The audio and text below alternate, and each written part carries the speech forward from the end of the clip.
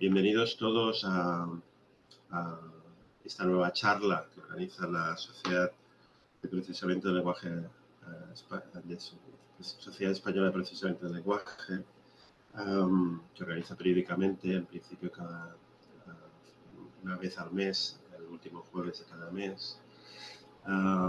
Bueno, para mí es un placer. Tenemos el placer de contar con Fernando Carbajo Cascón, que es profesor catedrático de Derecho Mercantil de la Universidad de Salamanca y un referente en el ámbito de la propiedad intelectual y el derecho digital.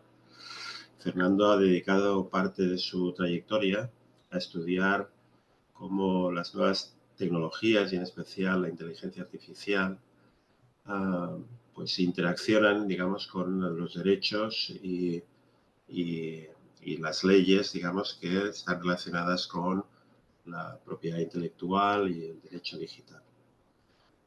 Y hemos tenido la suerte de contar con él como parte del proyecto Ilenia. Nos ha ido contando toda una serie de sesiones, todo, digamos, este compendio de derechos, ¿no? y también de leyes que están relacionadas con todo esto, tanto a nivel español como a nivel internacional en la Unión Europea, y nos han ayudado de alguna manera a entender los desafíos legales de toda esta revolución tecnológica que evidentemente nos afecta de pleno también en nuestra área de procesamiento del lenguaje natural. Bueno, yo sin más dar la bienvenida a Fernando, darle muchas gracias por acompañarnos en este seminario sobre propiedad intelectual e inteligencia artificial. Yo creo que te doy la voz y ya puedes presentar cuando quieras, Fernando, que seguro es de interés de muchas personas de las que están conectadas ahora en la sesión. Bien, muchísimas gracias, Germán. Buenas tardes a todos. Un placer compartir este seminario con todos vosotros. Nos tuteamos, si os parece bien. Es un seminario, se trata de, bueno, que haga una exposición lo más ágil posible. Son temas muy profundos desde el punto de vista tanto técnico como jurídico, pero bueno, haré una síntesis. Como estoy ante especialistas, seguro que captáis las principales ideas, los principales problemas rápido y luego podemos abrir un debate con mucho gusto para, bueno, para ayudaros en lo que pueda.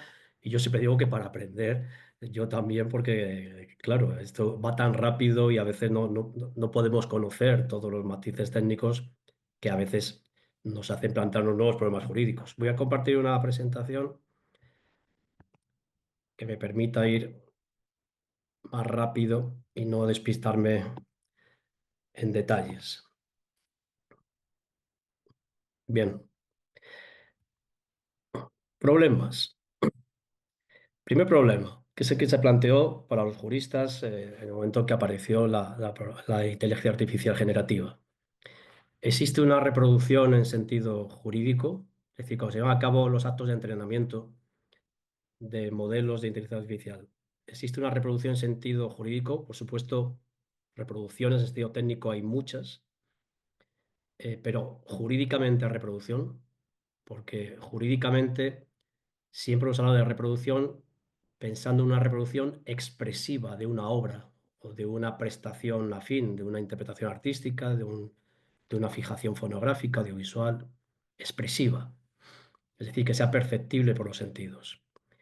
Bueno, en el proceso en los sucesivos actos técnicos, que desde el acceso a un sitio web, la extracción de contenidos, el almacenamiento en una base de datos para conversión de esos contenidos en datos, la base de datos de entrenamiento, la puesta a punto, el refuerzo del modelo, hay muchos actos de reproducción técnica, pero no son expresivos, solo son perceptibles, solo son accesibles por los algoritmos, por las máquinas, no por los humanos.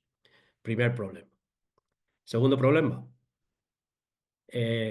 la aplicación del derecho de autor y los derechos afines o conexos. Insisto, artistas, productores. Muchas veces solo pensamos en autores y hay que pensar en todo el espectro de titulares de derechos. La aplicación de esos derechos solo tiene lugar sobre usos expresivos. o no, o puede extenderse también a reproducciones de tipo técnico, aunque no haya una percepción sensorial de las obras y prestaciones. Pero están ahí, al fin y al cabo. Están ahí y pueden derivar en resultados que generen los modelos y sistemas de inteligencia artificial, donde puede aparecer también reproducciones parciales. Se empezó a hablar mucho entre doctrina científica y también de cara a procesos legislativos, de distinguir el uso de obras como obras del uso de obras como datos, es decir, usos desintelectualizados o en el sentido de no expresivos, es decir, que no hay un goce, no hay un disfrute de las obras o prestaciones porque es para un proceso técnico de computación. Tercero, el régimen jurídico que se establezca legalmente o por interpretación de los tribunales para las reproducciones de contenidos realizadas en este proceso de entrenamiento. ¿Es solo para entrenamiento o se hace extensivo también a los contenidos generados por modelos y sistemas de inteligencia artificial? Por ejemplo, una licencia legal, una excepción o un límite a los derechos de autor, o un acuerdo contractual, una licencia contractual, que autorice a un proveedor, a un desarrollador de modelos de inteligencia artificial para el entrenamiento de sus algoritmos. Em, Sirve también para la generación de los contenidos o el proceso de generación automático, en mayor o menor medida automático, es decir, dependiendo de las instrucciones que reciba el sistema de inteligencia artificial. Ese proceso de utilización de los contenidos de entrenamiento para generar nuevos contenidos requiere nuevas autorizaciones o basta la primera. O solo requiere nuevas autorizaciones si en los resultados aparecen reproducciones expresivas, en todo o en parte, de los contenidos que se utilizaron para el entrenamiento. Bueno, son tres problemas, hay muchos más, pero que describen la situación actual en la que nos movemos. Distintas aproximaciones al problema. En Estados Unidos, donde hay unos 50 pleitos en marcha, con apenas dos, tres sentencias y no definitivas, allí parece que todo se dirige hacia la aplicación de la llamada doctrina del fair use, el uso justo, leal. Es un clásico en el derecho estadounidense y en el derecho británico. No lo tenemos en el resto de los ordenamientos del mundo. Es una especie de límite al copyright, es un límite flexible que se adapta a las circunstancias. Resumiendo mucho, la idea es que si se utiliza una obra de un tercero con intención transformativa, es decir, se manipula, y el resultado final no perjudica la explotación normal de la obra primigenia, eso es un uso legítimo, porque no afecta al mercado. Es una concepción muy economicista, muy de mercado. Pero eso sí, el acceso a la obra, que luego se va a transformar y dar un resultado distinto, tiene que ser legítimo. Ahora mismo hay dos pleitos en Estados Unidos, parcialmente resueltos, con resoluciones parciales. Uno es el de, creo que es Anthropic, y otro el de Suno. Uno es uno son libros electrónicos, fundamentalmente, que se han utilizado para entrenar el modelo, y otro es música. Y los dos jueces, son jueces de estados distintos, vienen a decir, bueno, esto en principio, el proceso de entrenamiento para generar contenidos es un uso leal, justo, porque sí, se utilizan contenidos, pero de una forma no expresiva, para entrenar la máquina, y los resultados que se generan son distintos. No suelen aparecer reproducciones de los contenidos de entrenamiento. Y es un uso justo. No pone en peligro la explotación, el hecho de hacer minería eh, sobre miles de libros o de canciones para entrenar al modelo y luego generar música, generar literatura, generar texto, no perjudica la explotación normal de esos miles de libros ni de esas miles de canciones, porque son resultados distintos. Pero los dos jueces dicen, ahora bien, en este caso ha quedado acreditado que los desarrolladores o proveedores del modelo de inteligencia artificial han utilizado contenidos piratas. Es decir, han entrado en sitios donde se ofrecían esos contenidos, libros, música, sin autorización. No es un acceso legítimo. Y por lo tanto los dos establecen una condena parcial, infracción de derechos de autor. En Japón, en 2019 se modificó la ley para incorporar dos límites al copyright, mm, a fin de favorecer los procesos de computación, es decir, el desarrollo tecnológico computacional. Los usos de obras con fines que no son de disfrute de la obra, es decir, lo que antes llamábamos el usar la obra como datos, y las excepciones de explotación incidental, menores. Es decir, utilizas una obra, sí, pero lo haces de una forma no expresiva, es decir, no pones en riesgo la explotación de esa obra. En Japón apuestan claramente en la ley por el desarrollo técnico. Esto era en la época del Machine Learning 2019, pero se aplica plenamente a la inteligencia artificial generativa. En la Unión Europea, la Directiva de Derechos de Autor en el Mercado Único Digital, esta de 2019, que vamos a hablar mucho de ella, en los artículos 3 y 4 establece límites o excepciones para favorecer la minería de textos y datos. Se incorporó en España en el artículo 67 de este Real Decreto Ley 2421. Lo que dice la Unión Europea, lo que está haciendo la Unión Europea es reconocer que las reproducciones técnicas con fines de minería quedan dentro del derecho de reproducción. Es decir, el primer debate si son expresivas o no. Aquí dice, aunque no sean expresivas, esas copias, esas reproducciones no se perciba la obra, quedan dentro del derecho exclusivo de reproducción, pero establecemos dos excepciones o límites al derecho. Una especie de licencia, lo que llamamos una licencia legal, una conducta autorizada por la ley. Estos son los documentos que entre 2024 y 2025 han elaborado distintas oficinas. El último es el del Parlamento Europeo, ese de junio de 2025. Bueno, pues manifestando opiniones diversas y con muchos datos, con mucha información, tanto de tipo técnico como jurídico. Vamos a centrarnos en lo que os importa a vosotros, que sois científicos, que estáis en la Unión Europea y que desarrolláis modelos de lenguaje.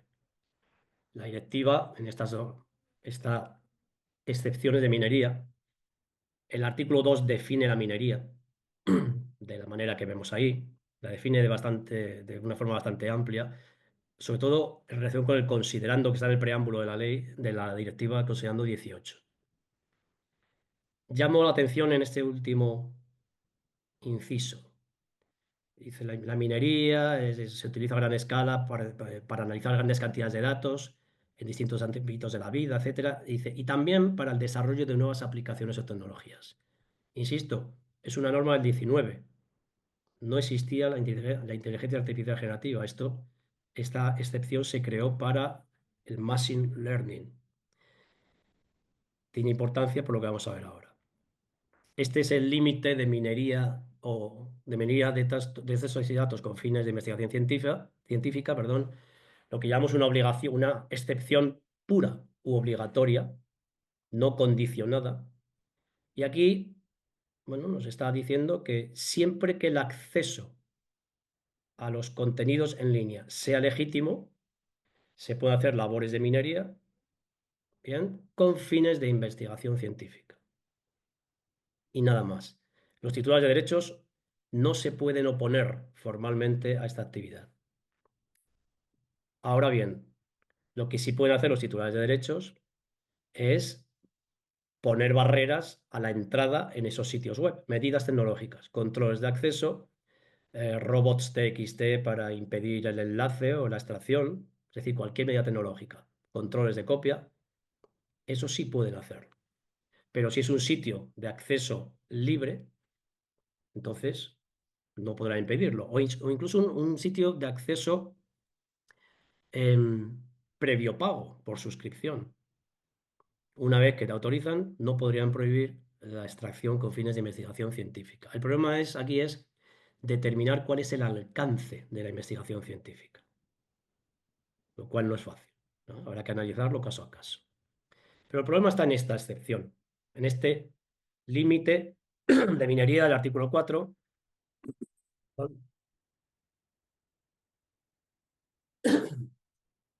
Yo lo llamo pseudolímite, porque es un límite falso.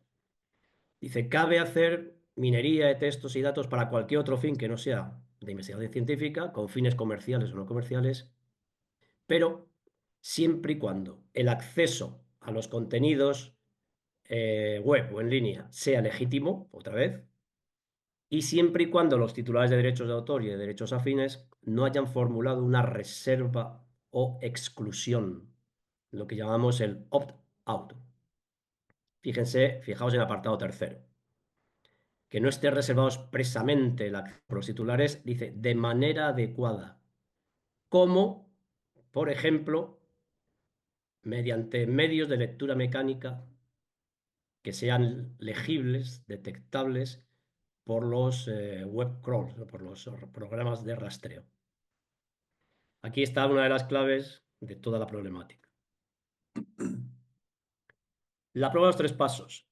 Los tres pasos es un mecanismo jurídico que actúa como límite de los límites a los derechos de autor y conexos. Dice lo siguiente: un límite a los derechos de autor y derechos afines no puede aplicarse si al hacerlo pone en riesgo la explotación normal de las obras y prestaciones y perjudica injustificadamente los intereses de los titulares de derechos. Claro, hoy día los titulares de derechos, sus entidades de gestión, normalmente están diciendo, defienden su posición, claro, y dicen, bueno, aunque existan estas dos excepciones de minería, si se aplican de forma masiva, sobre todo la segunda, la que no tiene fines de investigación científica, está poniendo en riesgo la explotación normal de nuestras obras y de nuestras prestaciones y perjudicando nuestros derechos, nuestros intereses, porque no percibimos ninguna retribución o remuneración justa a cambio. Y críticas a este régimen jurídico. Hay un gran debate que se plasma en esos documentos que he visto antes, en el documento de la Oficina Europea de Propiedad Intelectual, de la Comisión Europea y del Parlamento Europeo, y un gran debate en la doctrina científica jurídica sobre si estos dos límites de minería son aplicables al proceso de entrenamiento de la inteligencia artificial, de los modelos de inteligencia artificial. Eh, Podemos decir que la doctrina está dividida. Dicen, bueno, unos dicen es que esto está pensado para el machine learning y no tiene sentido su aplicación para una tecnología muy diferente que va mucho más lejos. Sobre todo cuando esos dos límites no establecen ningún tipo de remuneración equitativa para los titulares de derechos. Y se habla a veces de expolio, ¿no? Hay un expolio para los autores, intérpretes, etcétera. Pero hay una realidad tozuda, dice la otra parte de la doctrina, entre la cual yo me incluyo, ¿no? Y es que el Reglamento de Inteligencia Artificial de 2024, es decir, 5 años después, se remite al régimen de la Directiva de Derechos de Autor del año 2019 para el proceso de entrenamiento de modelos de inteligencia artificial de propósito general. Es decir, se remite claramente y añade algunas obligaciones adicionales para los proveedores de modelos de inteligencia artificial. Por lo tanto, combinando las dos normas, la del 2019 y el reglamento de inteligencia artificial de 2024, parece que este da por buena la aplicación de aquellas excepciones que nacieron para el machine learning a el entrenamiento de la inteligencia artificial generativa. Y en la práctica parece que está sucediendo así.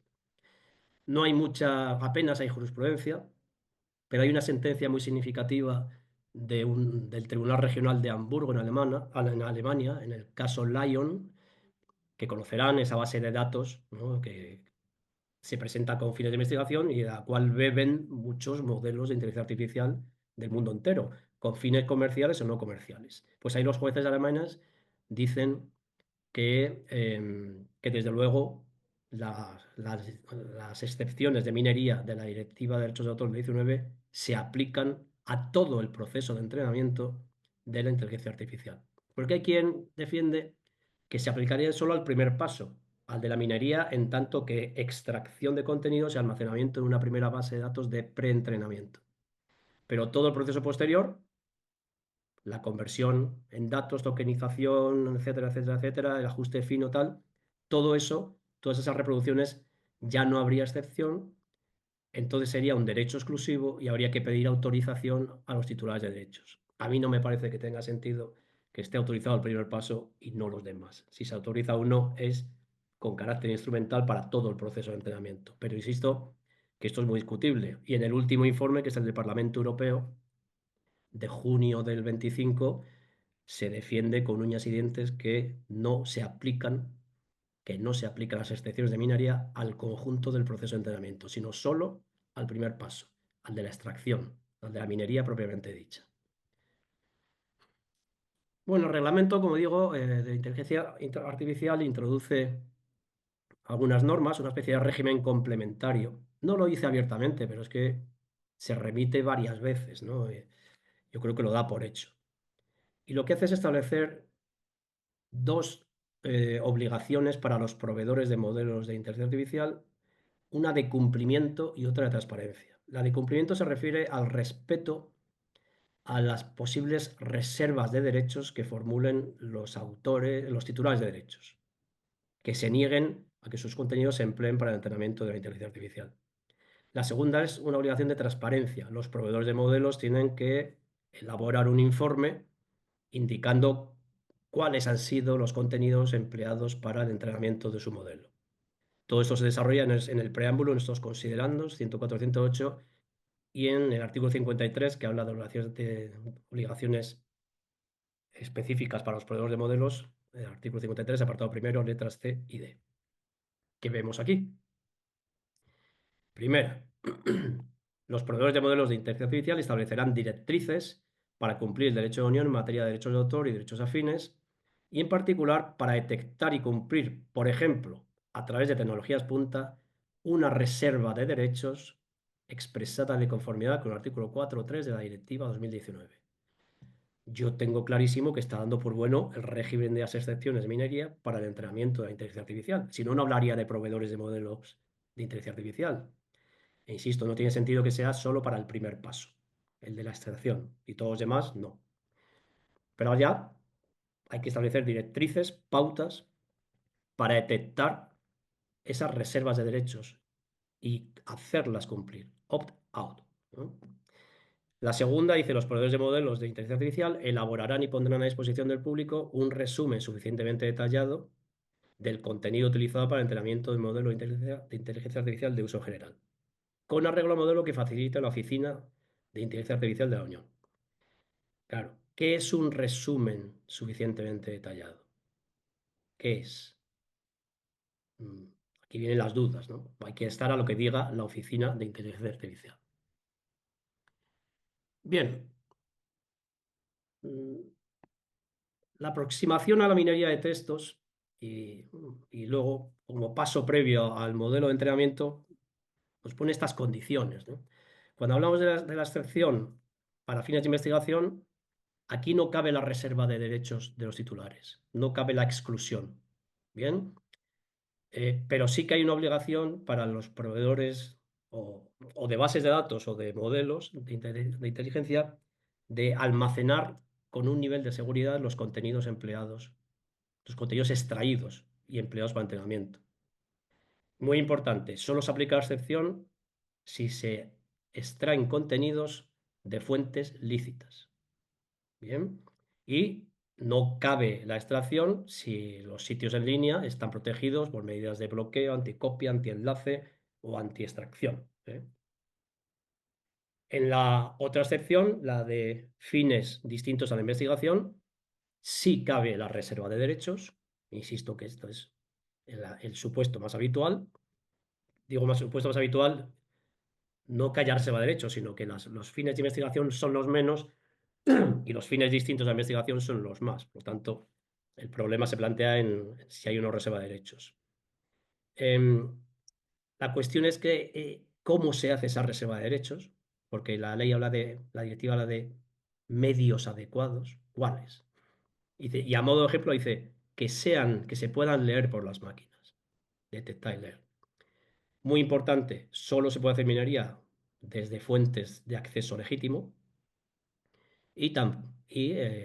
Otra vez, no se puede hacer minería en sitios web que están protegidos por medidas tecnológicas de acceso, de anticopia, de antienlace, los típicos robots. Ya se ha formulado una primera cuestión, una primera primer caso ante el Tribunal de Justicia de la Unión Europea, es un tribunal de Budapest el que lo ha planteado. Es un caso de un chatbot, en concreto el Gemini de Google, eh, y es un editor de resúmenes de prensa, un editor de resúmenes, no, de artículos de prensa, perdón, eh, que le preguntó a Gemini sobre uno de sus artículos. Hazme un resumen. Y el resultado que le ofreció, pues consideraron que había vulneración de sus derechos como editor de prensa sobre ese artículo periodístico. ¿Por qué? Porque estaba reproduciendo fragmentos, no solo dando una idea general del artículo, sino reproduciendo fragmentos. Y formula una serie de preguntas, que no voy a leer todas porque lo resumo rápidamente.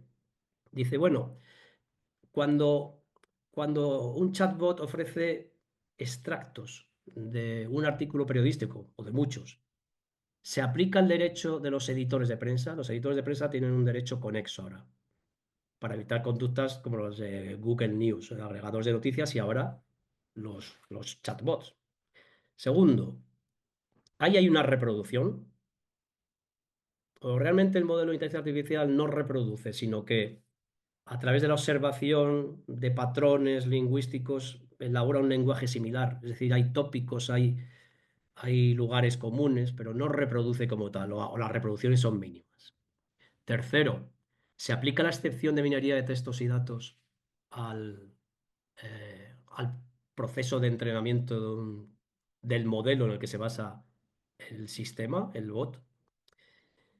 Y último, y último, cuando el chatbot ofrece resultados en respuesta a las instrucciones o indicaciones de un usuario final, si en el resultado se reproducen contenidos, ¿quién responde? ¿El usuario que da las instrucciones? ¿El responsable del chatbot, del sistema de inteligencia artificial? ¿O el responsable del modelo en el que se basa el chatbot? Bueno, vamos a ver, esto tardará en resolverse todavía un año y medio, a ver qué dice el Tribunal de Justicia, porque puede marcar el camino futuro de la aplicación de todo este régimen jurídico. Bien, cuestiones prácticas. Condiciones de aplicación de los límites de minería al proceso de entrenamiento de la inteligencia artificial. Tenemos la Directiva de Derechos de Autor del Mercado Único Digital que establece los dos límites de minería. En la excepción pura, obligatoria de investigación científica, y la otra, que es una pseudo-excepción porque queda sin efecto en el momento en que los titulares de derechos de autor y derechos conexos manifiesten su oposición o reserva o exclusión al uso de sus materiales para el entrenamiento o para la minería y por extensión para el entrenamiento de modelos de inteligencia artificial. Segundo, el reglamento de inteligencia artificial que establece esas dos obligaciones adicionales de cumplimiento y de transparencia. Este reglamento ya se refería al futuro código de práctica de la Oficina de Inteligencia Artificial de la Unión Europea, que ha sido publicado también en julio, creo que 4 de julio de este año, y que tiene un capítulo tercero sobre copyright. Y por último, tenemos una comunicación de la Comisión Europea de 18 de julio del 25, que lo que viene a decir es que los proveedores de modelos de inteligencia artificial que suscriban el código de práctica de la oficina y se atengan a las recomendaciones, son recomendaciones para la interpretación de las excepciones de minería, se atengan a las recomendaciones que hace la oficina de inteligencia artificial, en principio, en principio están libres de sospecha de posibles infracciones de derechos de propiedad intelectual. En principio. Es decir, no están libres de sospecha para siempre. Dice, bueno, no tendrán por qué ser investigados, pero viene a decir, ¿no? Salvo denuncia de los titulares o, bueno, salvo que haya pruebas de que hay algo que están haciendo mal. También dice algo importante, muy importante, y es que todo este régimen jurídico del reglamento de la inteligencia artificial, es decir, que aplica las excepciones de minería para el entrenamiento de la inteligencia artificial y las recomendaciones de la oficina para su interpretación, se aplica, entró en vigor el 2 de agosto de 2025. Y el periodo anterior bueno, parece sugerir que el periodo anterior la oficina no va a investigar nada, ¿no? Tiene funciones de supervisión, no va a investigar nada. Pero claro, está, están las normas de propiedad intelectual. Aquel que no haya cumplido con las normas de propiedad intelectual podrá ser objeto de demanda por los titulares de derechos, pero no va a ser objeto de investigación por la Oficina de Inteligencia Artificial. Parece referirse a eso porque no lo expresa con demasiada claridad. Son tres condiciones de aplicación de los límites de minería a todo el proceso de entrenamiento. Primera, el acceso legítimo a los contenidos, a los sitios en línea donde están los contenidos que se van a utilizar para hacer minería y el proceso ulterior de entrenamiento. Vuelvo a lo que he dicho antes. Las claves las tenemos en la Directiva de Derechos de Autor de 2019, el considerando 18 del preámbulo, los artículos 3 y 4. ¿Qué se puede considerar un acceso legítimo? ¿O cuándo podemos entender que hay un acceso legítimo para hacer labor de minería? El primer paso de entrenamiento. Sitios con políticas de acceso abierto o ciencia abierta. Claro, esto se formula muy alegremente, pero si se dan cuenta, el Open Access, el Open Science, funciona con licencias públicas generales. Es decir, que los autores o artistas, productores, explícitamente permiten a cada miembro del público reproducir, distribuir, comunicar e incluso transformar sus contenidos citando la fuente, pero a veces permiten usos comerciales y otras veces no permiten usos comerciales. Entonces, las licencias Creative Commons, que son las típicas, podemos encontrar sitios que no permiten usos comerciales y si alguien hace minería a partir de esos sitios con fines comerciales, a lo mejor podría tener un problema. Es decir, hay matices que pueden complicar el asunto.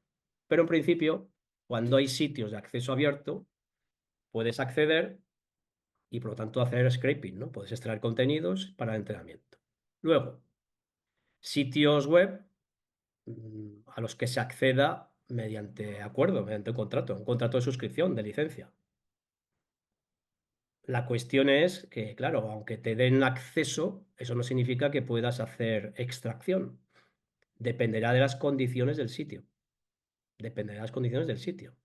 Si el sitio se opone a que sus contenidos se usen con fines de minería, no se podrá hacer. Pero claro, ¿cuándo se opone?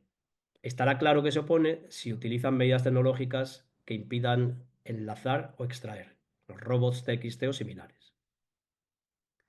Y luego dice otros medios lícitos. Bueno, pues otros medios lícitos es acceder a sitios a los que se puede acceder de forma libre y gratuita, que no tienen controles de acceso, que no hay ningún tipo de acuerdo, etcétera, etcétera. Estos serían accesos legítimos. No se considera una actividad lícita y no hay el acceso no sería legítimo cuando se accede a contenidos protegidos por derechos de autor y derechos afines que se ponen a disposición en línea sin la autorización de los titulares, es decir, sitios con contenidos piratas. Con todos los contenidos piratas, por ejemplo, una típica web de enlaces, esto de series Lee, o bueno, hay muchas, ¿no? Donde todos los contenidos son piratas, ¿eh? Pues, el que hace extracción a partir de ahí, la extracción no sería legítima, ¿eh? O sitios que tienen en parte contenidos legítimos y en parte contenidos ilegítimos. Claro, ¿cómo diferenciar? Como un crawl, como un crawl. Ahí hay de todo. Ahí estamos hablando de una masa de información. ¿Cómo discriminar? Bueno, hay información que es evidentemente pirata, ilícita, evidentemente, pero otros pues no será tan fácil discriminar. Entonces, claro, la cuestión es probar que se ha accedido ahí. La prueba, en principio, corresponde al demandante, ¿no? Al que dice, no, ustedes han utilizado contenidos para hacer minería y el acceso no estaba autorizado. No será fácil. Bien, tampoco será legítimo y habrá vulneración de derechos de propiedad intelectual cuando se accede a sitios en línea violando, vulnerando medidas tecnológicas, saltando el control de acceso, desactivando el robots de XT. o cualquier otra medida tecnológica que impida enlace y extracción, acceso, enlace y extracción. Y aquí habrá dos infracciones de derechos de autor y conexos. Primero, vulnerar medidas tecnológicas es una infracción en sí misma. Segundo, una vez rotas las medidas tecnológicas, extraer los contenidos son actos de reproducción no autorizados que supone una segunda infracción. Y llegamos al Código de Práctica de la Unión Europea que ya pues, empieza a hacer recomendaciones para cumplir adecuadamente con este régimen jurídico. Son recomendaciones dirigidas a los proveedores de modelos de inteligencia artificial. Y para garantizar que solo extraigan contenidos lícitamente accesibles mediante el uso de rastreadores u otras herramientas para un posterior almacenamiento en bases de datos de entrenamiento, los proveedores de modelos deben comprometerse y adoptar las cautelas necesarias para respetar las medidas tecnológicas de control de acceso y reproducción de contenidos implementadas en los sitios en línea donde estén los contenidos. Las implementará el responsable del sitio en línea previa autorización de autores, intérpretes y productores. Sigue, también deben comprometerse a adoptar las medidas técnicas necesarias para excluir de sus programas de rastreo y extracción sitios en línea que pongan a disposición del público contenidos y que sean reconocidos de forma persistente como sitios infractores de derechos de autor y derechos afines por autoridades administrativas y judiciales de la Unión Europea. Y para ello dice, las autoridades de la Unión deberían hacer público un sitio web con un listado dinámico de sitios piratas para conocimiento público. Pero claro, los proveedores tienen que tener una obligación de diligencia, ¿no? De separar el grano de la paja, ¿no? Que es legítimo, que es pirata. Y luego surge otro problema, el acceso a contenidos protegidos por derechos de propiedad intelectual que sean de titularidad pública.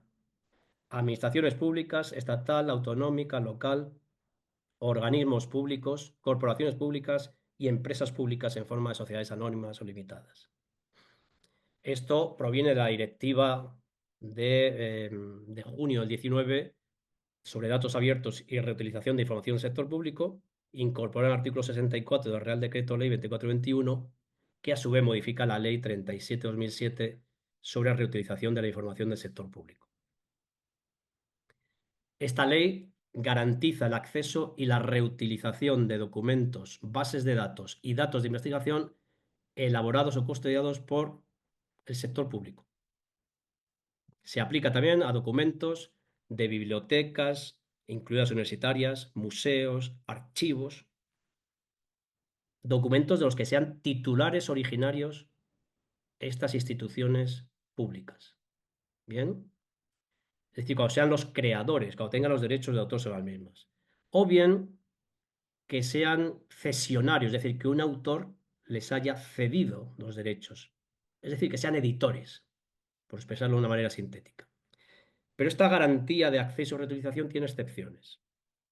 En el artículo 3, y una de ellas es la de la letra E, artículo 3.3, letra E, que establece un régimen de propiedad intelectual. Dice, este régimen de reutilización no será aplicable a documentos sobre los que existan derechos de propiedad intelectual por parte de terceros que custodie la administración pública, pero que no sean suyos.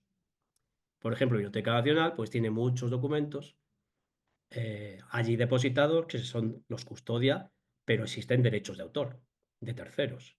Ahí no puede dar acceso porque no es documentación pública, no es de su titularidad, es solo un depositario.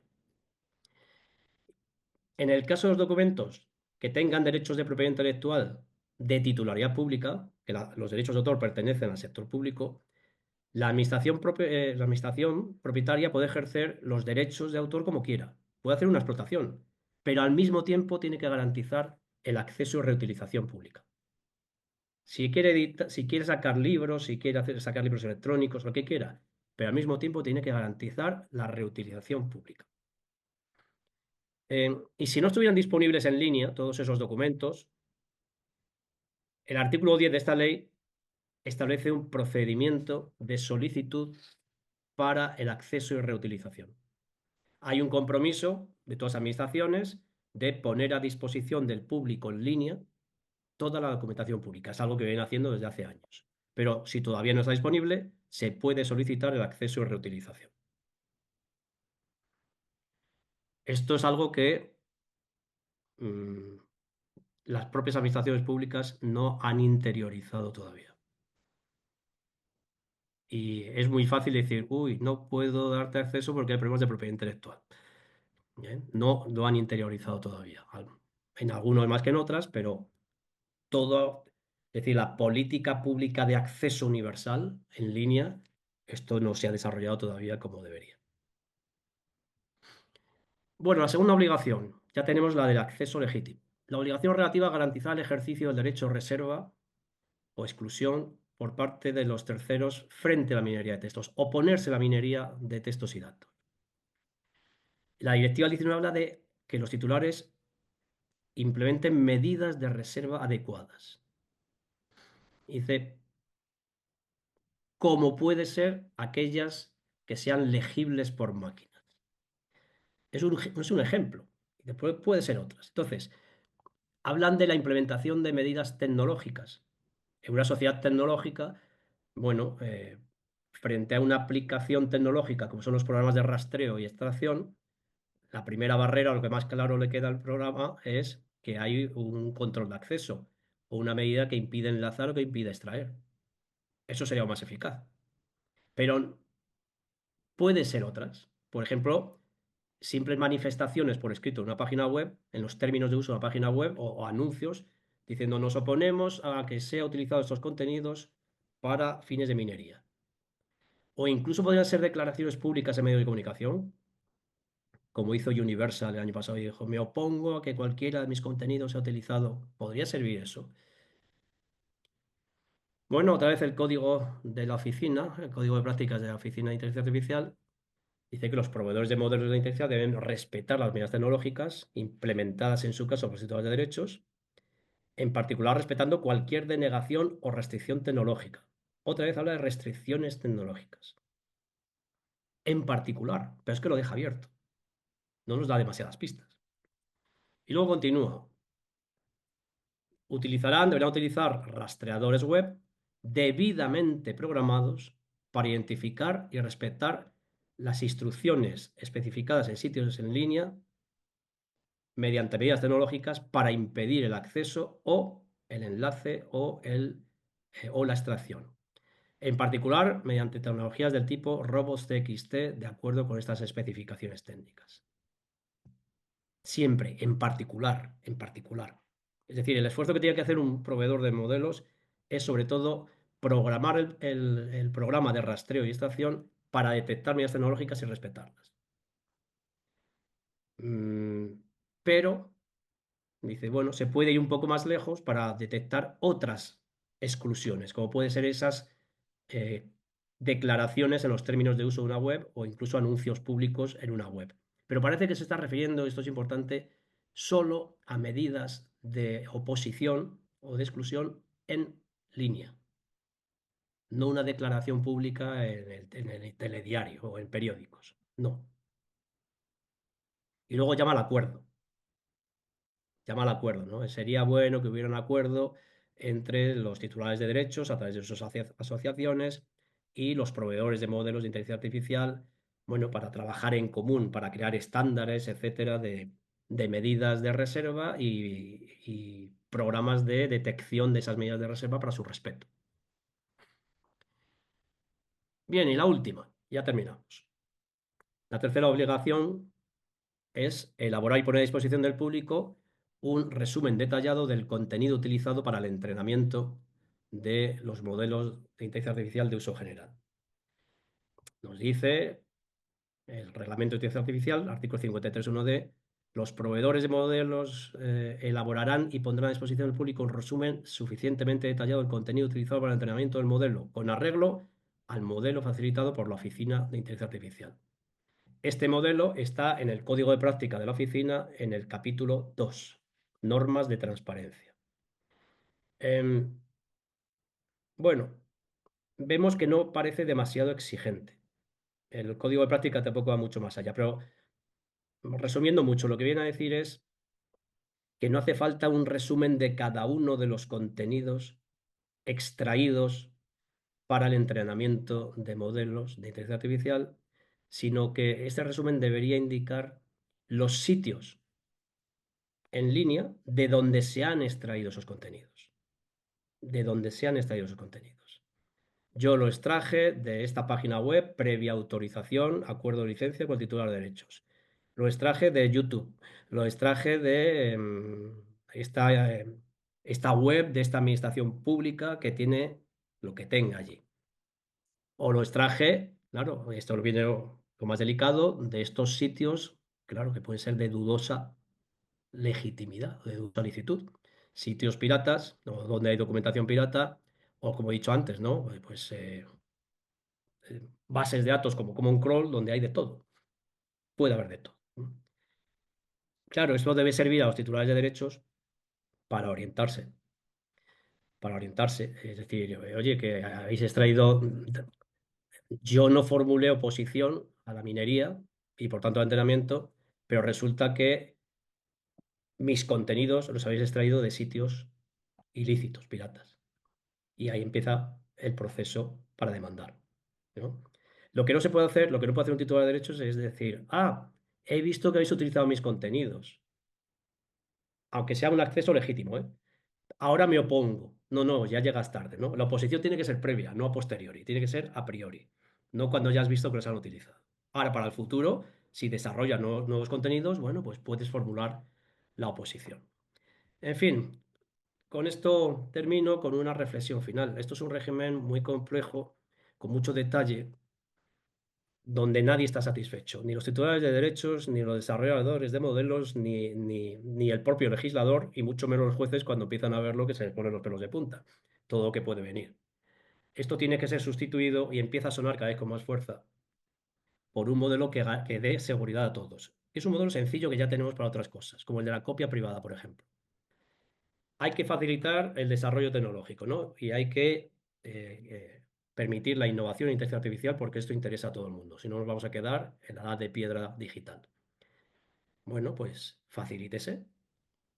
¿Cómo? Con un límite general a los derechos de autor, como ha pasado en Japón, permitiendo la utilización de contenidos siempre que el acceso sea legítimo, eso sí, para realizar minería y, por extensión, entrenamiento de modelos, a cambio de una remuneración equitativa que se fije por el legislador o mediante acuerdos y que sea gestionada por las entidades de gestión colectiva.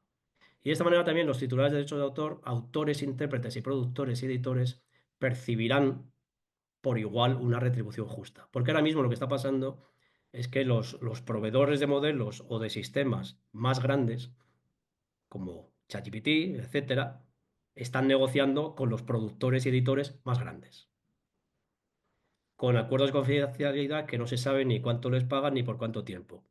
Y los autores y los intérpretes no ven ni un dólar, ni un euro, ni un peso. No ven nada, ni lo verán. Con un modelo de retribución donde entren las entidades de gestión, habrá transparencia y habrá equilibrio.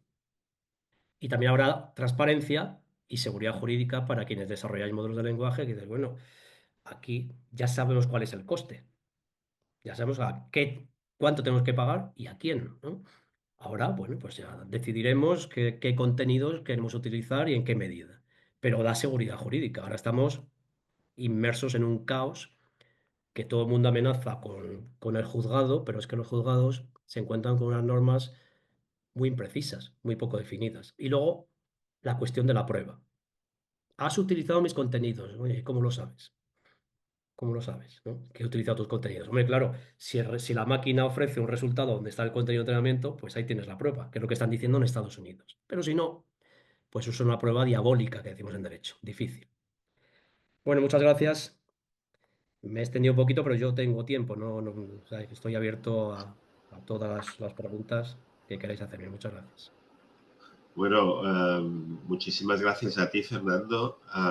Yo creo que has intentado ser muy sintético, porque es un tema, yo creo que muy complejo. Además, no es solamente que te leas una ley y ahí está todo, hay que ir indagando en una serie de leyes, una serie de de derechos contrapuestos, ¿no? Y definiciones poco claras a veces de el espíritu legislativo, ¿no? Y luego las transposiciones, que ya está, bueno, es otro tema ya mucho más divertido aún. Yo te agradezco primero la síntesis y que hayas intentado, pues eso, darnos una pincelada, bueno, yo creo que más que una pincelada, una información que yo creo que es muy relevante, ¿no? Sobre todo para nosotros mismos, que estamos aquí, la mayoría de nosotros somos investigadores y casi nos puede dar hasta miedo, ¿no? Y comenzar a hacer alguna investigación en alguno de estos temas, porque igual pues te viene alguien y acabas en un juzgado pues, defendiendo tu derecho a investigar. Que es, en principio está garantizado que podamos hacerlo, ¿no? Yo tengo mis preguntas, pero estoy seguro de que los participantes en este seminario pues también tendrán. Así que yo voy a darle paso, digamos, a las distintas... No hay ningún problema en que os levantáis la mano simplemente y yo os daré paso, digamos, también lo podéis hacer por el chat, que hay un chat abierto, pero yo creo que podéis doy paso a Amparo primero, así que a ver si lo estoy haciendo bien o lo estoy haciendo mal. A ver. Sí, ahora, Vale, vale, a ver, perdona, Amparo. espera. Ahora, Ahora, ahora sí te toca, sí. vale. El vídeo no, ¿verdad? No me dice nada del vídeo. Bueno, pues muchísimas gracias, Fernando. Me ha encantado y además es que creo que el tema elegido por la SEPLEN, bueno, saludos a Germán, a Germán también. Gracias, Amparo. Eh, Me ha encantado y el tema es de actualidad, desde luego, y es un tema que nos preocupa. Em, y muy centrado, como ya ha dicho Germán. Yo, respecto a las últimas propuestas que haces, que me parece muy interesante, es empezar a gestionar esos derechos de autor con las entidades o con los autores. Pues no sé si lo propones así en general o ya ha habido alguna experiencia, porque me ha parecido que a lo mejor podrían haber dos líneas distintas. Por una parte, no sé si estás pensando en hacer una especie de contratos privados, por ejemplo, con las editoriales o con los autores, o si sería suficiente a lo mejor hacer algo con la Sociedad General de Autores, como se hizo, por ejemplo, en el caso de las fotocopias. Recuerdo que se paga una cantidad o con unas tasas que se pagaban por el por la compra de CDs en blanco o algo así era. Y la copia privada, sí. Sí, sí. No sé si Sí, eso. bueno, gracias, Amparo. Mira, hay tres modelos. El, el primer modelo, que es el que está aplicándose ahora, es que editores y productores musicales y audiovisuales negocian con los proveedores de modelos de lenguaje, ¿no? Ujú, Y luego se supone que negocian porque ellos son cesionarios, es decir, licenciatarios de los autores y de los intérpretes. ujú, Y tienen su propio derecho. Un productor musical y un productor visual tienen su propio derecho de propiedad intelectual. Es decir, tienen el suyo y son cesionarios, están autorizados por los autores e intérpretes. La idea es que ellos negocien y que la retribución que obtienen por parte del desarrollador del modelo de inteligencia artificial la distribuyan luego en la forma pactada a ajá, autores e intérpretes. Pero claro, los acuerdos que tienen con los autores y con los intérpretes no tienen nada que ver con esto. Son ya, acuerdos para publicar libros, discos y hacer películas, etcétera. claro, No está, entonces los autores e intérpretes se están quedando fuera de juego porque no tienen información sobre acuerdos confidenciales. ¿Esto qué hace? Bueno, pues que un productor grande, un proveedor de modelos de inteligencia artificial grande, solo negocia con productores grandes. A los pequeños ya, no les hace ni caso. A los pequeños claro, dice, demándame, demándame. claro, El segundo modelo es mantener esto, la negociación productor-editor con los proveedores de modelos. ¿Por qué? Porque un productor editor acumula muchos contenidos, muchos libros, mm, mucho material de prensa, mucha música. mm, Pero luego que la ley establezca lo que llaman un derecho de remuneración residual, para los más débiles, que son autores e intérpretes. Es decir, si se pacta, yo qué sé, 1 millón de euros con un editor, que los autores, la ley les fije un derecho de remuneración del, yo qué sé, del 10%. Ajá. ¿Eh? Y de esa manera les garantizas una retribución en parte, ¿no? Y esa retribución se detrae de lo que cobre el editor. Y el tercer modelo, que a mí me parece el más equitativo, es el que tú querías decir, a que te referías de, de la copia privada. La copia privada, cualquier dispositivo de reproducción, pues es idóneo para hacer copias privadas, ¿no? Y eso es incontrolable. Incontrolable, no se puede controlar. ¿Cuántas copias privadas se pueden hacer? Entonces, en un momento determinado, y esto viene del año 1965 en Alemania, se dijo, bueno, vamos a tolerar la copia privada mediante un límite al derecho de autor, está permitida por ley, pero vamos a compensarla. Y cada vez que se compre Ujú. un soporte de reproducción, un CD en blanco, una casete, ahora un USB, lo que sea, un disco de un ordenador, se pone una cantidad que se negocia y luego se reparte entre autores, intérpretes, editores y productores. Mm. Yo creo que este sería el modelo. Permitir eh, todo el proceso de entrenamiento, todas las reproducciones que sean necesarias.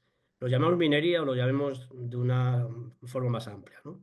Para el entrenamiento de modelos de inteligencia artificial y que quienes desarrollen estos modelos abonen una remuneración equitativa a las distintas entidades de gestión. Y se puede hacer para no tener que negociar, porque tú hablas de las GAE, pero en España son 8. Ya. Depende del sector musical, el sector audiovisual, el sector visual y el sector de texto, ¿eh? Mm. Y las hay de autores, de intérpretes y de productores.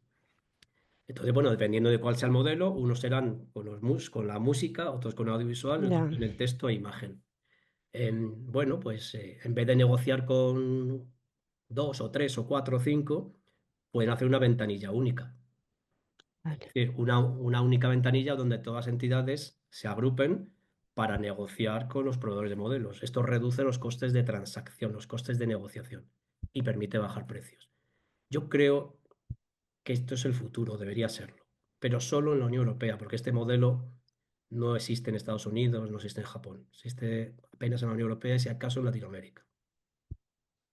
Y daría seguridad a todos. Pero tiene que haber un acuerdo entre distintos Estados miembros y tener en cuenta que dentro del sector de la propiedad intelectual, entre autores, intérpretes y productores y editores hay sus más y sus menos. No, no van a una siempre. Muchas veces van Ya. juntos, pero no siempre van de la mano. Mm. ¿De acuerdo? Vale, pues oye, una cosa, ya que me lo has, esto de los 3 modelos o esto que nos has contado, ¿lo tienes publicado en algún sitio, en algún blog o en Sí, alguna... sí, sí, tengo publicado un artículo que se lo pasé, creo que en el seminario de Ilenia, y estoy terminando otro. No, cuando tenga tiempo a ver si saco un libro con todo, pero como cambia tanto, no es tan Ya, es fácil. lo que Sí, sí, pasa. pero sí, yo os puedo hacer llegar Pues un... si tienes alguno, nos lo pones en el chat o Sí, nos haces llegar, me sí, sí, sí. encantaría, Se lo paso a Marcos que me lo haga llegar. encantaría. Tengo ¿Vale? más dudas, pero voy a dejar que paso a los demás. Bueno, Muchas gracias, gracias, Fernando. gracias. Muy bien, muchas gracias.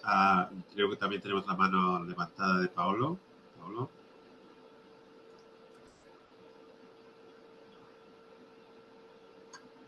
¿Me oye? Sí, Sí, hola, Paolo. Hola. Sí, hola, ¿qué tal? Muy interesante. No, no te niego que no me ha quedado todo claro, probablemente porque el tema es tan complejo y tengo la sensación que se juegue todavía un poco al límite, no esté todo tan bien definido desde un punto de vista legal. Y entonces, por ejemplo, si nosotros utilizamos para nuestra investigación uno de estos modelos que OpenAI o otros nos proporcionan, pues si ellos no han cumplido con la ley, digamos que nosotros no somos responsables. Mientras si nosotros hacemos un fine tuning de estos modelos, a lo mejor con ejemplo, o un few shot learning con ejemplo, que no cumplan con, digamos, las limitaciones de las cuales has hablado, entonces en este caso seríamos responsables en nuestra investigación, ¿correcto? Mm, correcto con matices. Con matices, Este es el caso que va a ir al Tribunal de Justicia, que os he dicho, que ha surgido en Hungría y que lo han planteado, va un poco en esa línea. Dice, si un chatbot, es decir, tenemos un modelo de lenguaje y alguien desarrolla un sistema, ¿no? Un chatbot, y luego un usuario utiliza el chatbot. Y el resultado que ofrece, pues incluye reproducciones de contenidos protegidos, sean de texto, de imagen, de audio o de vídeo. ¿Quién responde? En la Unión Europea ahora mismo se va a poner en marcha otra norma más sobre la responsabilidad civil por los actos de inteligencia artificial, que tenía que haber acompañado al reglamento, pero se quedó a medias. Entonces, complicará todavía más. Tendremos los derechos de autor, tendremos el reglamento y esta directiva sobre responsabilidad. Pero aquí podemos distinguir, es que depende mucho de las circunstancias. Yo te digo un poco lo que estamos debatiendo. Puede haber un caso de responsabilidad por diseño. Es decir, que el proveedor del modelo eh, defina los algoritmos para que cuando un sistema que desarrolle el modelo ofrezca resultados, esos resultados puedan reproducir los contenidos de entrenamiento. Si eso viene desde el modelo, podría haber sido una responsabilidad por diseño del proveedor del modelo. Ahora, si el modelo es más neutro y se establece, es decir, se diseña el algoritmo para que no ofrezca resultados o no necesariamente, pero el que hace luego el ajuste, quien desarrolla el sistema y hace un ajuste, em, ese ajuste lleva al sistema a ofrecer resultados donde se aprecian reproducciones del contenido de entrenamiento, la responsabilidad sería del proveedor del sistema. Y luego hay quien habla de la posible responsabilidad del usuario. Si un usuario afina mucho el prompt, las instrucciones, y fuerza a un modelo que no está preparado en principio, no está diseñado para ofrecer reproducciones, pero lo ajusta tanto que al final la máquina pues ofrece una reproducción parcial de Superman, yo qué sé, o de cualquier imagen o de cualquier canción, ¿sería responsabilidad del usuario? Esto es lo que le preguntan al Tribunal de Justicia. Parece que del usuario final va a ser difícil, aunque tampoco lo podemos descartar del todo. Pero claro, el usuario final siempre diría, oiga, yo he utilizado ChatGPT y me ha ofrecido este resultado que luego yo he explotado públicamente y ha ganado dinero o no. Pero será porque ChatGPT me estaba diseñado para ofrecer esos resultados. Yo que no tengo ninguna responsabilidad, ¿no? Yo le digo que me pinte un cuadro de estilo cubista y me saca una imagen, un fragmento de Picasso o de Juan Gris o de quien sea, ¿no? Pero eso es porque el modelo o el diseño, eso habría que verlo, están preparados para ello. No es algo que tengamos claro. No es algo que tengamos claro. Sí te digo que no hay ningún caso de momento en el mundo. Solo hay un caso que es el de New York Times, la demanda que interpuso New York Times contra ChatGPT, contra OpenAI. Pero ahí la pone directamente contra OpenAI, que desarrolló el modelo de lenguaje y desarrolló el sistema. Y la pone directamente contra OpenAI. Ahí vamos a ver qué dice el Tribunal de Nueva York. Porque luego hay otra cosa más.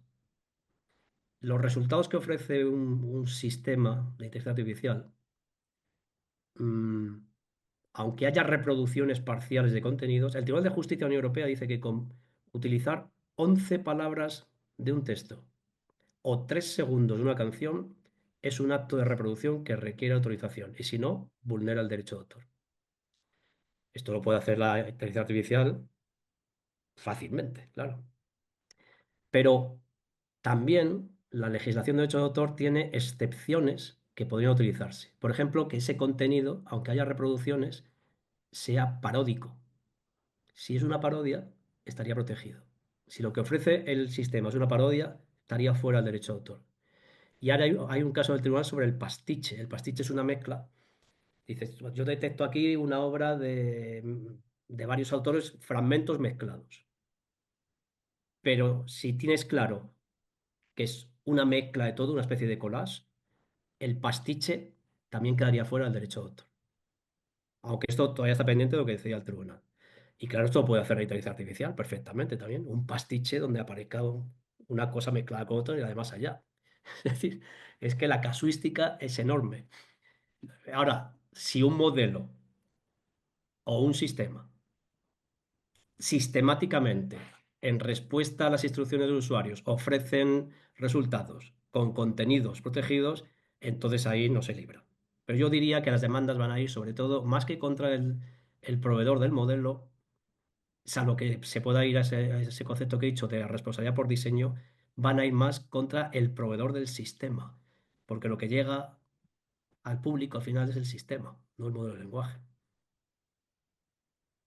Vale, pues nada, muchas gracias. No sé si te he liado, no sé si te he liado más todavía, Pablo, porque Bueno, por lo que veo, todo dependerá también de estas sentencias, ¿no? En Nueva sí, York, en Budapest, etcétera, que darán un poco un inicio a cómo interpretar estos casos límites. eso Entonces, es. habrá que esperar.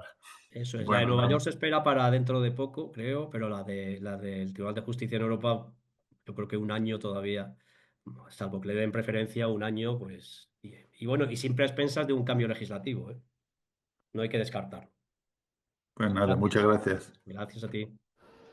Muchas gracias. Tenemos más preguntas que han venido aquí por preguntas y respuestas que tenemos aquí. La primera sería Elena Matener. Si quieres comentarlo te permitimos, te damos voz, a ver si te encuentro aquí. Hola, buenas tardes. Hola. ¿Me escucháis? Sí. Sí. Bueno, muchas gracias, Fernando. Me pasa como a Paolo, creo que son muchas cosas. Pero bueno, me ha venido muy bien, desde luego. Así que te agradezco mucho tu presentación.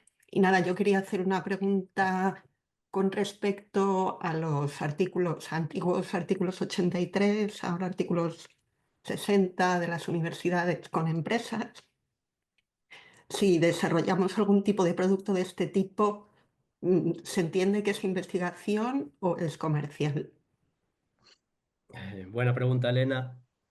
La ley orgánica del sistema universitario, artículo 60, te refieres, ¿no? Sí, Sí, los contratos de investigación con empresas. Bueno, ahí vamos a ver. Eh, lo que viene a decir la norma de una manera muy, muy amplia es que se estará al contenido del acuerdo. Se estará al contenido del acuerdo, pero claro, una empresa que financia proyectos de investigación lo puede hacer simplemente porque investiga simplemente, o puede esperar resultados. claro. La mayoría de las veces espera resultados, ¿no? Directa o indirectamente. Y normalmente, claro, la empresa, si financia una investigación para tener resultados, quiere tener la explotación de esos resultados. Los resultados, algunos serán patentables, ¿bien? Otros se podrán explotar por la vía del secreto empresarial y otros, pues, pueden tener derechos de autor. Bien. Si en el resultado de investigación, em, o sea, si la investigación y el resultado de investigación tiene que ver con la inteligencia artificial, podríamos volver, yo no creo que aquí o sea, el profesor, y el investigador universitario o investigadores o grupo de investigación em, podría tener una responsabilidad por diseño. Bueno, bueno, yo lo veo difícil. Yo creo que sería más el tercero que va a usar ese modelo o sistema, una explotación comercial, el que sería responsable. Porque en la fase previa de investigación, el modelo de lenguaje, si hablamos de que la investigación versa sobre un modelo de lenguaje, yo creo que eso podría entrar en la excepción de minería con fines de investigación. Creo que entraría ahí. Y ahí no hay problemas ni de reserva de derechos ni nada. Ahí puedes utilizar todo tipo de contenidos para desarrollar el modelo. El problema puede estar en los resultados que ofrezca el modelo. Y entonces, yo creo que sería el tercero, la empresa que financia la investigación y que lo explote, el que en su caso tendría que responder. Pero desde el punto de vista de los investigadores, hacer minería para desarrollar un modelo de lenguaje con fines de investigación científica. Por lo tanto, luego el uso que se haga por terceros es otra historia. Esto, el caso Lyon que he hablado antes del Tribunal Regional de Hamburgo, dice esto. Dice Lyon, que es una fundación, ¿no? Lyon ha desarrollado una gigantesca base de datos y para eso ha utilizado pues, sofisticados programas de rastreo y extracción de contenidos de todo tipo para alimentar, para nutrir esa gigantesca base de datos. Porque los fines de esa fundación es el impulso de la inteligencia artificial en el mundo entero. Y entonces, ¿para qué se hace esa base de datos? Para que todos los desarrolladores de modelos de lenguaje del mundo la pongan a disposición de sus algoritmos para entrenarlos. Y el Tribunal de Hamburgo dice, eso son fines de investigación y no hay problema con la reserva de derechos, dice, no hay problemas de derechos de autor. Bueno, pues yo creo que en un caso como el que tú me planteas, estaríamos en esa situación también. Sí, pero estaba pensando ya por rizar el rizo que si bajo el amparo de la investigación estaríamos protegidos, entre comillas, si luego el resultado lo ponemos con una licencia CC BY 4.0, luego eso se podría utilizar, ¿no? Ah, no, claro, es que si el resultado de la investigación lo pones a disposición del público en acceso abierto, con las licencias típicas, em, bueno, ahí podíamos, si los resultados que ofrece vulneran derechos de autor, pero hablo de los resultados, no de entrenamiento, de los resultados, de la fase del output, no del input, ¿no? Ahí quizás sí podríamos ir a una responsabilidad por diseño, porque hay que separar las fases. Dicen, Vale. no hay problemas de derecho de propiedad intelectual en el entrenamiento, pero si los resultados que ofrece el modelo ya entrenado o un sistema que aplique el modelo vulneran sistemáticamente derechos de autor, ahí no sería descartable una responsabilidad por diseño. Lo que ocurre es que este concepto de responsabilidad por diseño todavía no ha sido desarrollado normativamente. Se está en ello, está en esa directiva que están desarrollando ahora y vamos a ver cómo queda.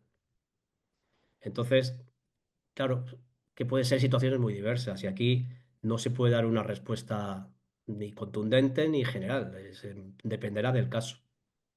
De acuerdo, muchas gracias, Gracias, Fernando. gracias a ti, Elena. Muchas gracias, sí.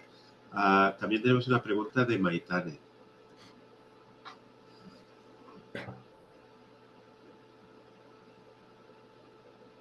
Hola. Tiene cerrado el micrófono, parece. A ver.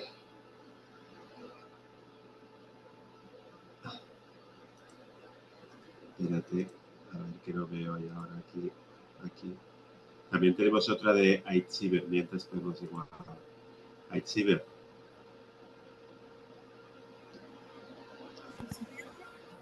Hola. No te oímos muy flojito, creo. ¿Sí? Ahora ¿Es sí. muy flojito? Ahora. Vale. Ahora No, bien. yo tenía una pregunta con respecto a cuando desarrollamos modelos del lenguaje con un continual pre-training, es decir, que se basan en modelos del lenguaje previamente desarrollados. Entonces, si tienen una licencia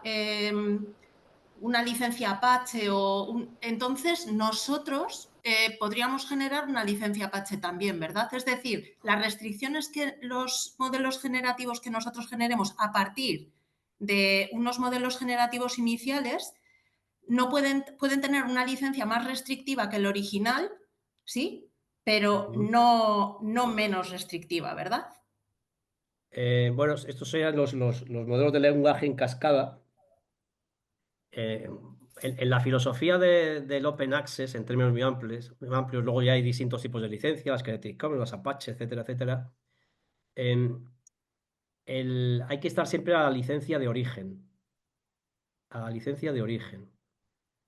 Si la licencia de origen es más restrictiva, la posterior, la del modelo posterior, no puede ser más amplia.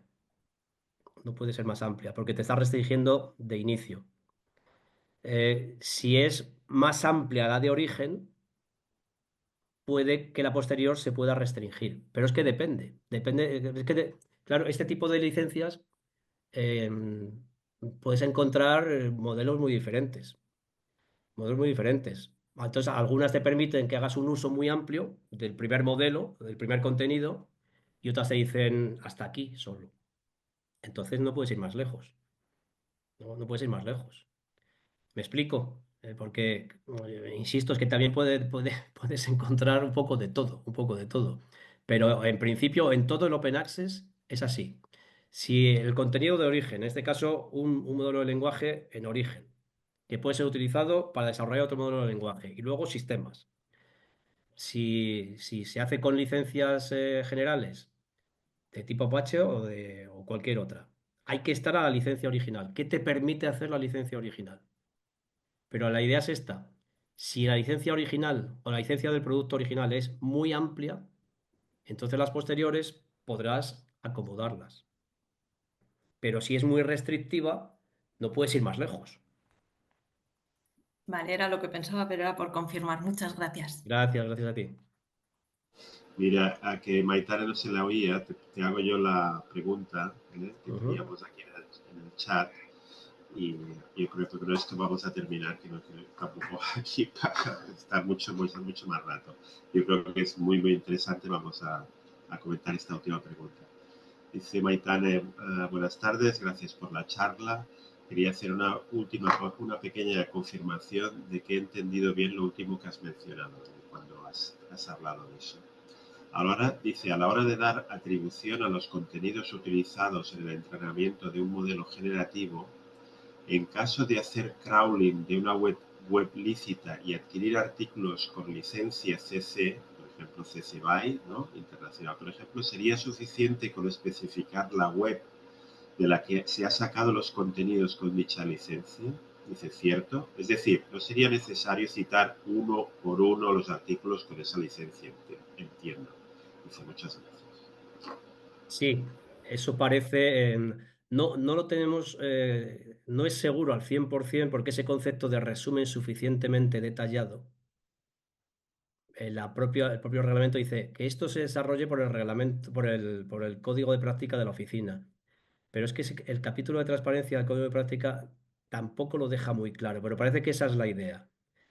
Yo he extraído contenidos de este sitio web, una base de un banco de imágenes, por ejemplo, que tiene una licencia de este tipo, y allí están las imágenes, ¿no? Allí están.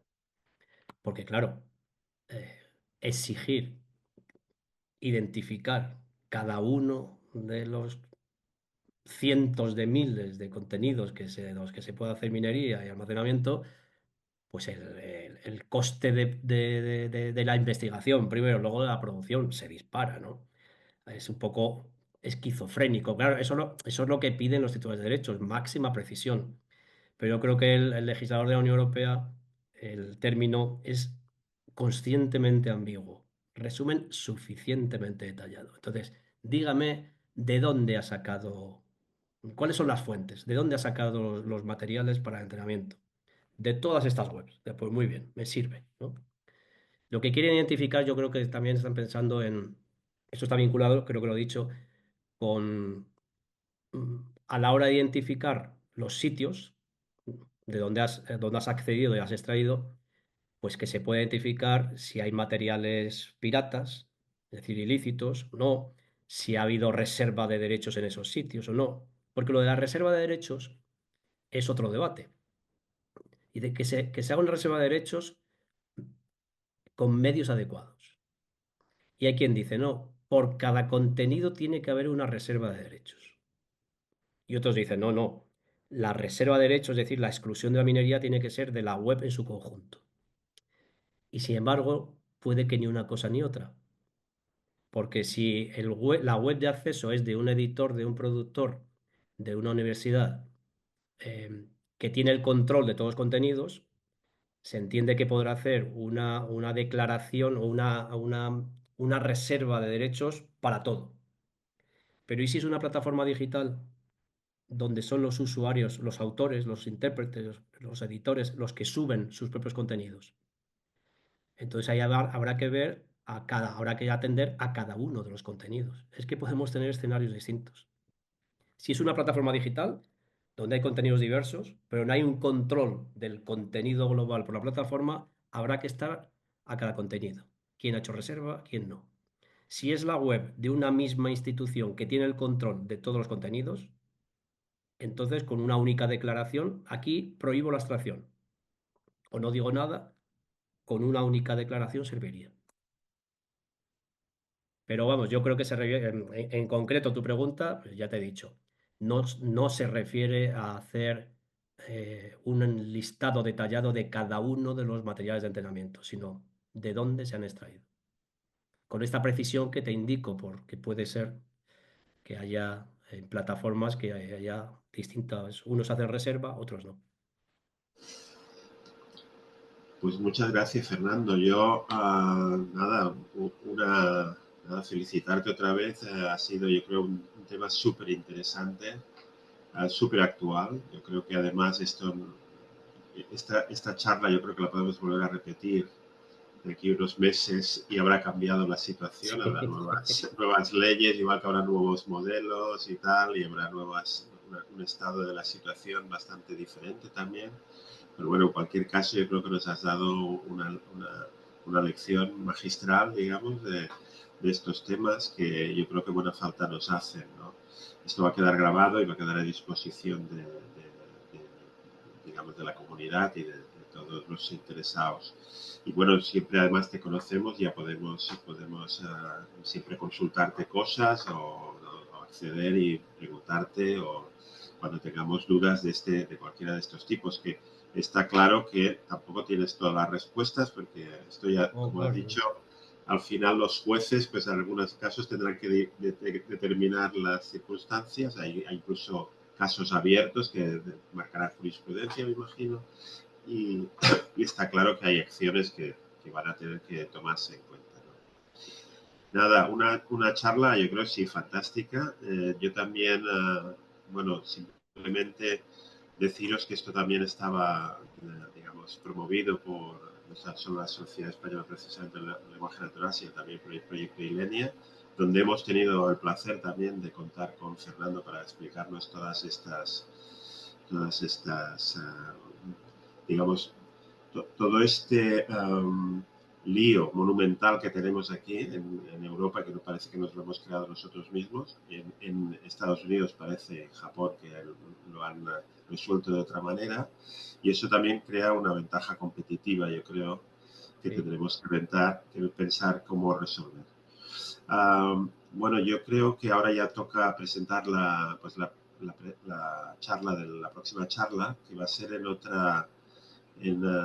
no va a ser en el horario, perdona, eso, no va a ser en el horario habitual, que es a las 5, será a las 5:30, y va a ser también otro día, el 20.